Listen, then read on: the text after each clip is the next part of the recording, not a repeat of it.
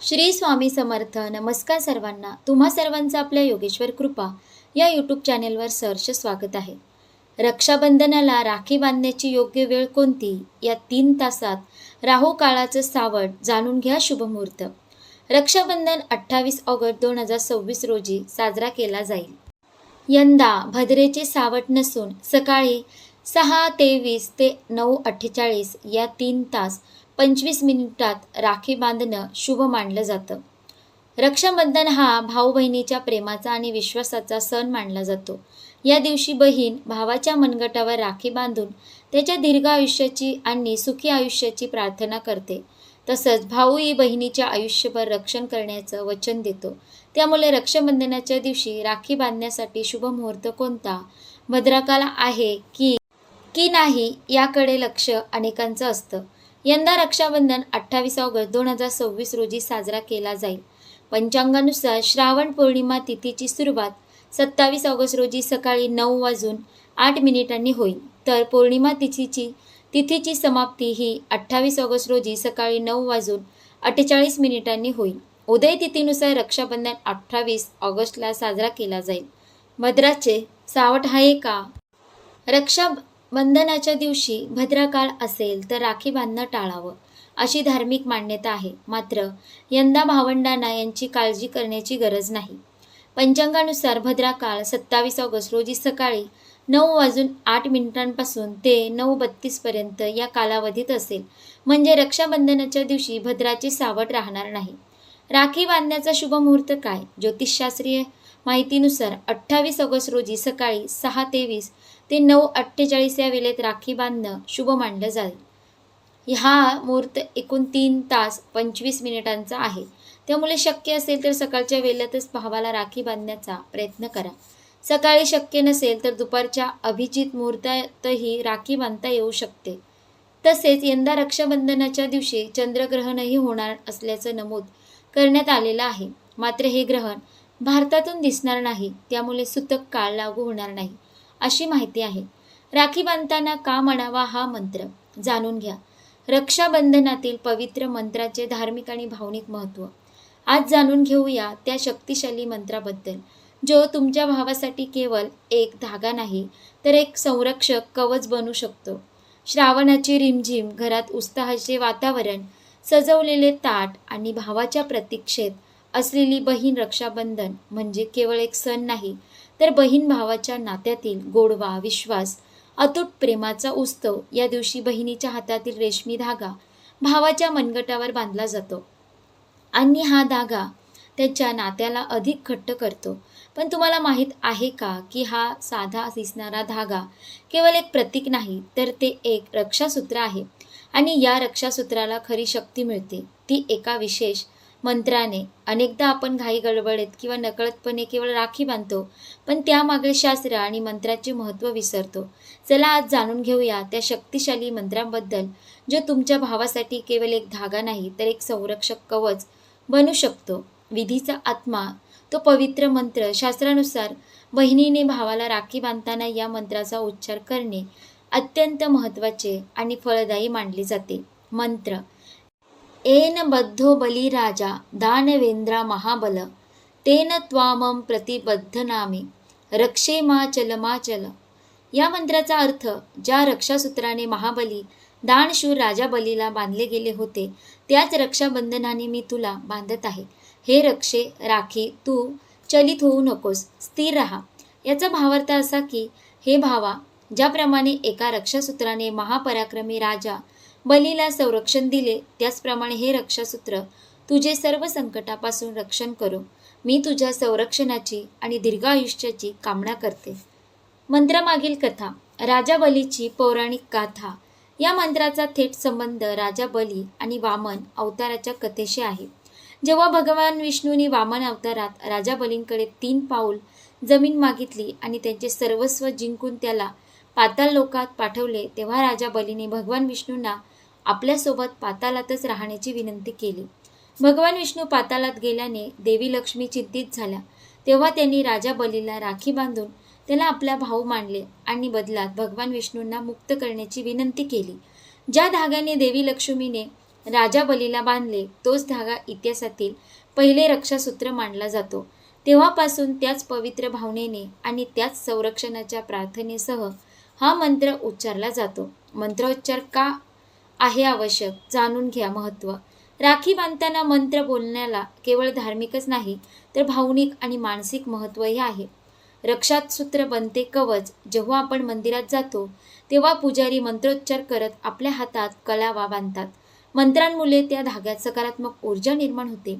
त्याचप्रमाणे राखी बांधताना मंत्र म्हटल्याने तो धागा केवळ एक आभूषण न राहता भावासाठी एक आध्यात्मिक आणि सकारात्मक ऊर्जेचे संरक्षक कवच बनतो. देवी आशीर्वादाचे आव्हान. मंत्र हे देवांना केलेले आव्हान असते. या मंत्राद्वारे बहीण आपल्या भावाच्या रक्षणासाठी सर्व देवी देवतांचा आशीर्वाद मागते. मंत्राशिवाय बांधलेली राखी ही केवळ एक सांसारिक भेटवस्तू राहते. तिला आध्यात्मिक अधिष्ठान मिळत नाही. भावनांना मिळते शब्दांची जोड. बहिणींच्या मनात भावासाठी असलेले प्रेम, काळजी आणि रक्षणाची भावना या मंत्राद्वारे व्यक्त होते. यामुळे तो क्षण अधिक पवित्र आणि अविस्मरणीय बनतो. नकारात्मकतेपासूनच बचाव. मंत्रामध्ये एक विशेष प्रकारची स्पंदने असतात जी सभोवतालची नकारात्मक ऊर्जा दूर करून सकारात्मकतेचा संचार करतात. यामुळे भावाचे मन आणि शरीर दोन्ही निरोगी राहण्यास मदत होते. या रक्षाबंधनाच्या दिवशी जेव्हा तुम्ही आपल्या भावाच्या मनगटावर राखी बांधाल तेव्हा केवळ एक विधी म्हणून नाही तर पूर्ण श्रद्धेने आणि प्रेमाने येन बंधो बली राजा या मंत्राचा उच्चार नक्की करा. कारण तुमच्या हातातील तो रेशमी धागा आणि तुमच्या मुखातील तो पवित्र मंत्र मिळून तुमच्या भावासाठी एक असे अभेद्य कवच तयार करेल जे त्याला प्रत्येक संकटात शक्ती आणि संरक्षण देईल. हा सण केवळ भेटवस्तूंच्या देवाणघेवीचा नाही तर तो आहे भावना, श्रद्धा आणि संरक्षणाचा, वचनांचा. रक्षाबंधन सणाचं खूप महत्त्व आहे. बहिणी भावाच्या हातावर राखी बांधून त्यांच्याकडून संरक्षणाचे वचन घेतात. श्रावण महिन्याच्या पौर्णिमेला रक्षाबंधन असतं. या दिवशी सर्वात आधी देवाला राखी बांधण्याची प्रथा आहे. असं केल्याने भाऊ बहिणीच्या आयुष्यात आनंद येतो आणि त्यांचं नातं अधिक घट्ट होतं. रक्षाबंधनाच्या दिवशी काही गोष्टीचं भान ठेवणं आवश्यक आहे. रक्षाबंधनाच्या दिवशी भांडणं तंटा करू नये. घरात आनंदी वातावरण ठेवावं. एकमेकांना वाईट बोलू नये. आपल्या नात्यात कटुता येते. त्याचप्रमाणे आणखी एक गोष्ट लक्षात घ्यावी ती म्हणजे राखी बांधताना एक विशिष्ट मंत्र म्हणावा. असे केल्याने रक्षाबंधन तर सफल होतेच मात्र भावा बहिणीला देखील याचा लाभ मिळतो असे मानतात. पाहूयात कोणता आहे हा मंत्र. राखी बांधताना कोणता मंत्र म्हणावा. राखी बांधताना मंत्र म्हणण्याचे विशेष महत्त्व असते. त्यामुळे बहीण भावाला लाभ होतो. आयुष्यात सुख, शांती, समृद्धी येते असे मानतात. येन बद्धो बलिराजा दानवेंद्र महाबल तेन त्वामपि बंधनामी रक्षेमाचल. हा मंत्र राखी बांधताना बहिणींनी म्हणावा असे सांगितले जाते. या मंत्राचा अर्थ ज्याने बलाढ्य राजा बली बांधला गेला त्याच मंत्राने मी तुला बंधनात बांधते. भावा, तू सदैव माझे रक्षण कर. त्यामुळे हा मंत्र म्हणणे शुभ मानले जाते. राखी बांधताना कोणत्या गोष्टी लक्षात घ्याव्यात. राखी बांधताना दिशा महत्त्वाची आहे. भावाचं तोंड पूर्वेकडं आणि बहिणीचं तोंड पश्चिमेकडे असावं. यामुळे सकारात्मक ऊर्जा मिळते. काळ्या रंगाची राखी बांधू नये. काळा रंग नकारात्मकता दर्शवतो. लाल, पिवळा किंवा केशरी रंगाची राखी शुभ मानली जाते. तुटलेली किंवा खंडित झालेली राखी वापरू नये. ती अशुभ मानली जाते. नवीन आणि अखंड राखीचं बांधावी. रक्षाबंधनाच्या दिवशी दान धर्म करणं खूप शुभ मानलं जातं. गरीब लोकांना मदत करावी. अन्नधान्य, कपडे किंवा दैनंदिन गरजेच्या वस्तूचे दान करावे. यामुळे घरात सुख समृद्धी नांदते. जर तुम्हाला भाऊ नसेल तर निराश होण्याची गरज नाही. रक्षाबंधनाच्या दिवशी तुम्ही 5 देवतांना आपले भाऊ मानून त्यांना राखी बांधू शकता. भाऊ बहीण ज्या दिवसाची आतुरतेने वाट पाहत असतात तो सण म्हणजे रक्षाबंधन. पंचांगानुसार यंदा रक्षाबंधन हा सण 28 ऑगस्ट रोजी येत आहे. रक्षाबंधन हा भाऊ बहिणीच्या प्रेमाचा आणि संरक्षणाचा भावनेचा सण आहे. मात्र काही धार्मिक परंपरांमध्ये भाऊ नसल्यास देवतांना राखी अर्पण करण्याची प्रथाही आढळते. देवतांना राखी बांधताना मनात श्रद्धा, कृतज्ञता आणि संरक्षणाची भावना ठेवली जाते. जर तुम्हाला भाऊ नसेल तर निराश होण्याची गरज नाही. रक्षाबंधनाच्या दिवशी तुम्ही 5 देवतांना आपले भाऊ मानून त्यांना राखी बांधू शकता. जाणून घेऊया या 5 देवता कोण आहेत, याबाबत धार्मिक मान्यता, परंपरा काय सांगते. रक्षाबंधनाच्या दिवशी या 5 देवतांना राखी बांधू शकता. रक्षाबंधन हा भाऊ बहिणीच्या प्रेमाचा उत्सव आहे.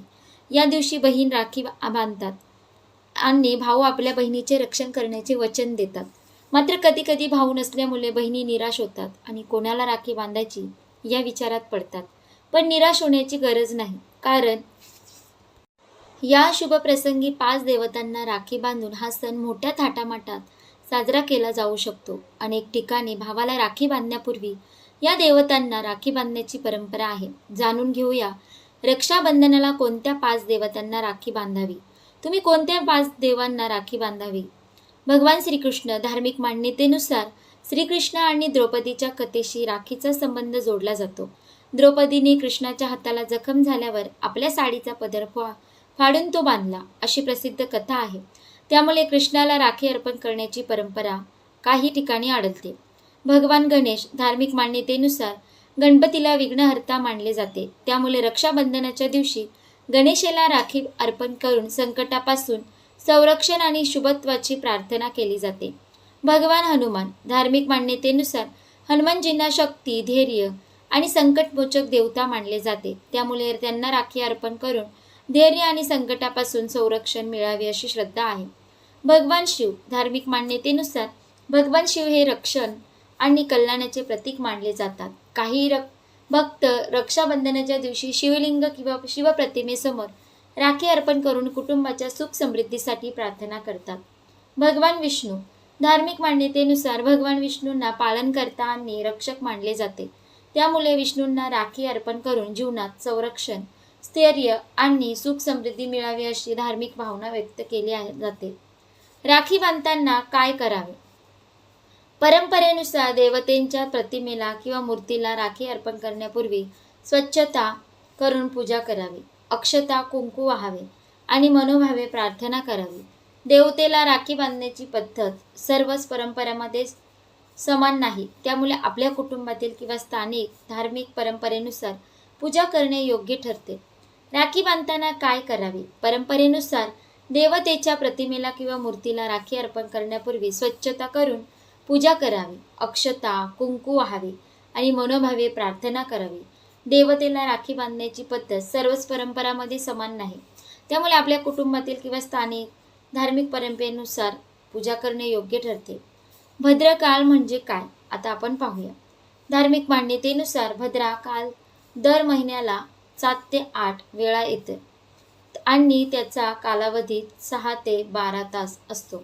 भद्राकाल प्रत्येक महिन्याच्या कृष्ण पक्ष आणि शुक्ल पक्षातील चतुर्थी, पौर्णिमा, एकादशी इत्यादी विशिष्ट तारखा आणि चंद्राच्या तिथीनुसार निश्चित केला जातो. रक्षाबंधन हा सण श्रावण महिन्यातील पौर्णिमेला साजरा केला जात असल्यामुळे भद्राकाल बऱ्याच वेळेस याच दिवशी येतो. त्यामुळे लोक दरवर्षी राखी बांधण्यापूर्वी भद्राकालाचे पालन करतात.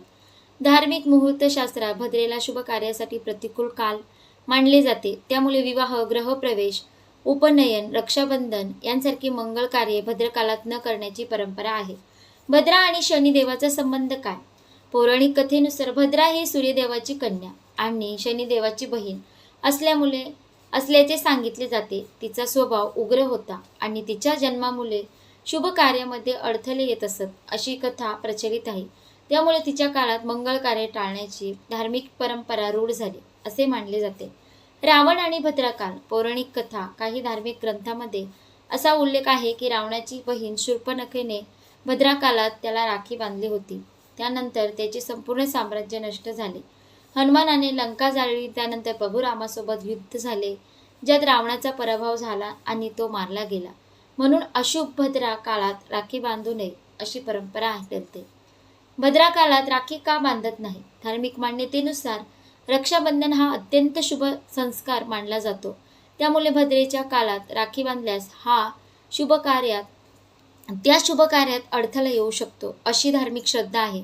म्हणूनच पंचांगात भद्रा असल्यास तिचा कालावधी संपल्यानंतर राखी बांधण्यासाठी शुभ मुहूर्त निवडला जातो. विशेषतः रक्षाबंधनाच्या दिवशी भद्रा पृथ्वीवर असल्यास ती अधिक महत्त्वाची मानली जाते. त्यामुळे त्या काळात राखी बांधणे टाळण्याची परंपरा आहे. भद्रा संपल्यानंतर शुभ काळ सुरू झाल्यावर बहिणीने भावाला औक्षण करून राखी बांधावी अशी परंपरा आहे. यामागील भावना अशी आहे की राखीचा विधी शुभ वेळेत झाल्यास भावाच्या दीर्घ आयुष्याची, आरोग्याची आणि सुख समृद्धीची प्रार्थना करता येते. यंदा रक्षाबंधनाच्या दिवशी भद्रा काल असेल का? पंचांगानुसार 2026 मध्ये रक्षाबंधन 28 ऑगस्ट रोजी साजरा केला जाईल. श्रावण पौर्णिमा तिथी 27 ऑगस्ट रोजी सकाळी 9:09 वाजता सुरू होईल आणि 28 ऑगस्ट रोजी सकाळी 9:49 वाजता संपेल. उदय तिथीनुसार रक्षाबंधन 28 ऑगस्ट रोजी साजरे केले जाईल. दरम्यान भद्राकाल एक दिवस आधी म्हणजे 27 ऑगस्ट रोजी सकाळी 9:08 वाजता सुरू होईल आणि त्या रात्री 9:32 वाजता संपेल. त्यामुळे 28 ऑगस्ट रोजी रक्षाबंधनाच्या दिवशी भद्राकाल पाळण्याचा कोणताही त्रास होणार नाही असे सांगण्यात येत आहे.